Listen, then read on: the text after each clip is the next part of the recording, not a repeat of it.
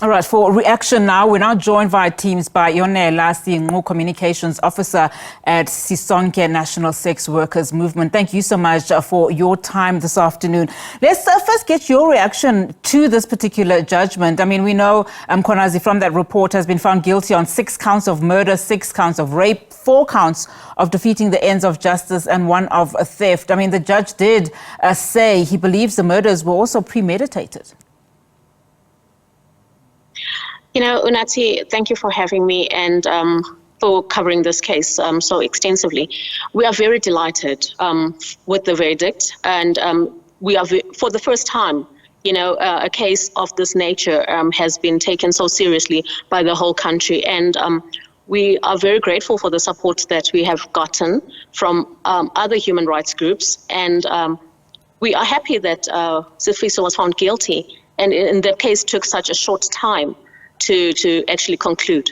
And I suppose that is an important one, especially when you start to look at, you know, some of the family members and friends of the victims. I mean, do you think this case then will serve as somewhat of a deterrent to others, you know, especially when you take a broader look at the critical levels of GBV and femicide in this country?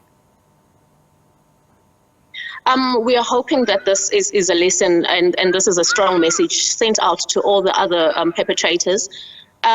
This is one of many cases which need to be prioritized in this matter, because for the longest of time, while sex work is criminalized, cases of this nature occur, and Sifiso was just one of those stopping points that we need to make an example of. You know, you're speaking about, you know, criminalization. We, of course, know that in 2022, Cabinet gazetted the criminal law, the Sexual Offences and Related Matters Amendment Bill for public comment. Just talk to us about the decriminalization. You know, what would it mean for sex workers and for sex work in general? You know, the decriminalization of sex work is something that we have been calling for the past 30 years now. And we are urging the 7th administration to prioritize the decriminalization of sex work, because what we are asking for in that bill that was gazetted is that can the sale of sex be permitted between 2 consenting adults, and can those previous convictions of sex workers be expunged? Because there were people who were charged with sex work, for doing sex work. So when they were charged, those criminal records remain with them. And when you are charged under the Criminalization Act, you are charged under the Sexual Offences Act. You know, so with sex work being criminalized, when you are doing sex work, you are charged no different to someone who is a rapist or a pedophile. So to ask for that in that bill, it was not much to ask for, because people are providing for their families. So criminalizing sex work is not helping the cause to fight gender-based violence.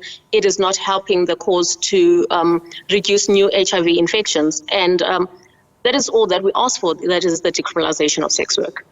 And this bill, as it stands today, I mean, we know that it has been halted. You mentioned something very interesting also about the levels of HIV. We do know, of course, in 2016, acting in his capacity as deputy president at the time, Cyril Ramaphosa launched the South African National AIDS Council National Sex Workers Sector Plan 2016 to 2019. And as to date, I mean, we don't know the levels of what SANEC has done in terms of, you know, making headways in as far as this is concerned. Where do you think the disconnect is and the lack of decision making that we are currently seeing? Well, all efforts to curb the spread of HIV and STIs, TB included, among sex workers are halted by the criminalization of sex work. So by decriminalizing sex work, we will be now moving forward at also addressing those issues such as the spread of HIV, TB prevalence, and STI prevalence among sex workers. So as much as we are very progressive within the civil society forum structures, but then we have this huge barrier which is just not moved.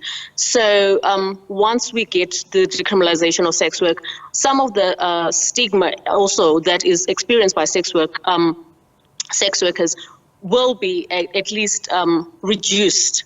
So in everything that we do, in every effort that we do, there's the big deterrent, which is the criminalization of sex work. So we first need the first yes, which is to decriminalize sex work, and then we can move forward with addressing other key issues such as stigma and discrimination, the level of gender-based violence in the sex work sector. And that was going to be my next question in terms of how far this will help in the stigma that is attached to sex workers. I mean, just looking at this particular case, even the way in which it was reported, you would see, a lot of the times, the relevant title not being attached to sex workers. Just your observations in as far as the stigma is concerned with this particular case.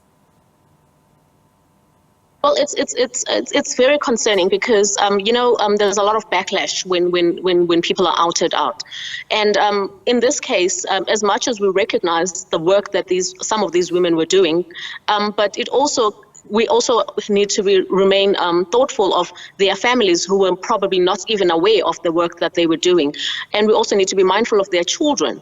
Who were also not aware. And now we're sitting here and thinking, how are their families now going to be treated in society, knowing that their daughters were somehow attached to the sex work sector? So it is very concerning, the level and backlash that we face. As we wrap up, just in terms of that safety issue, I mean, we know, of course, that there are a number of bills that are on the table, as well as, policies that need to be implemented and finalized. But in the meantime, the safety issue remains. We obviously heard a lot of sex workers coming out to talk about how they would then take matters into their own hands in terms of protection. What happens in the meantime in as far as safety is concerned for sex workers? It's a big irritation for all of us in the sex work industry, whether activists and so forth, because majority of sex workers are women. And it's women who operate in the street. So for opportunists, everyone just feels this is a soft target. I mean, including the police, who are supposed to be protecting sex workers.